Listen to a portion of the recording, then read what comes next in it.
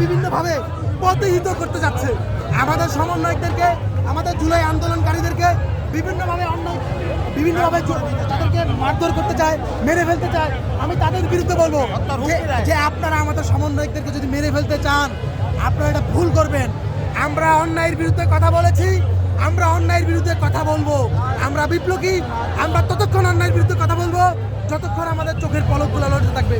আপনারা দেখেন সরকার পতনের আন্দোলনগুলো দেখেন, প্রথম কাতারে প্রথম সারিতে আমি ছিলাম।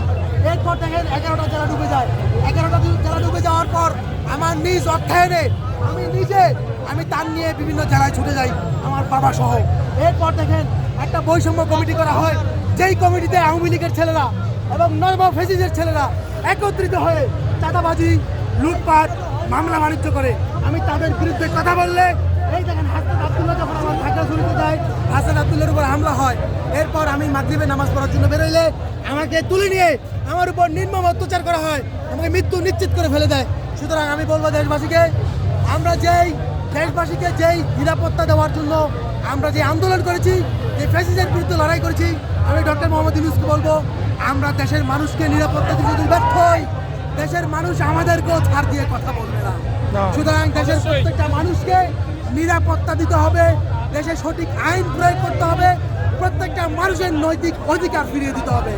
আজকে আপনাদের মাধ্যমে আমি দেশবাসীকে বলবো, আপনারা ধানমন্ডি 32 দিকে তাকান। এই 32 বিপ্লবী মানুষের নজর দিকে, আপনারা চক্ষুর দিকে একবার নজর দিয়ে তাকান। কি বলতে চায় এক একটা মানুষ, কি বলতে চায় সাধারণ মানুষের কথা শুনে। হ্যাঁ নিশ্চয়ই, আমরা একটা কথা অত্যন্ত সজোরে, অত্যন্ত সোচ্চারভাবে বলতে চাই, আপনারা মুজা বাবুর আসর থেকে মুক্ত হবেন। আপনারা সাংবাদিকরা সময়ের পাঁচাটা গোলাম হবেন না।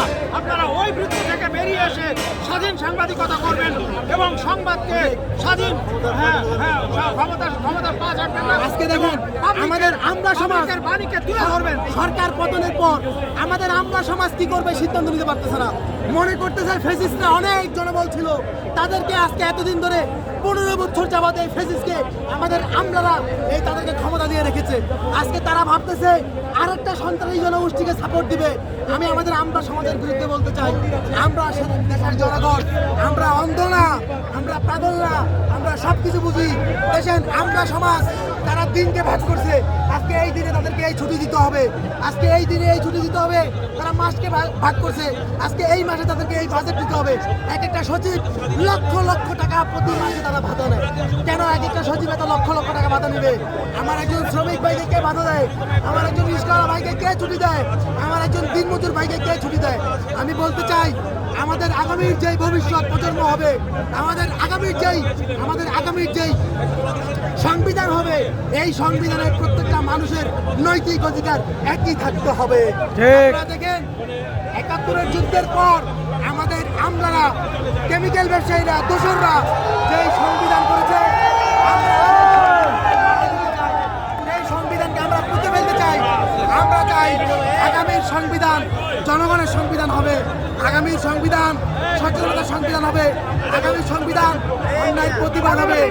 বাংলাদেশে আর কোনো অন্যায়কারী থাকতে পারবে না, বাংলাদেশে আর কোনো জুলুমকারী থাকতে পারবে না, বাংলাদেশে আর কোনো সন্ত্রাসী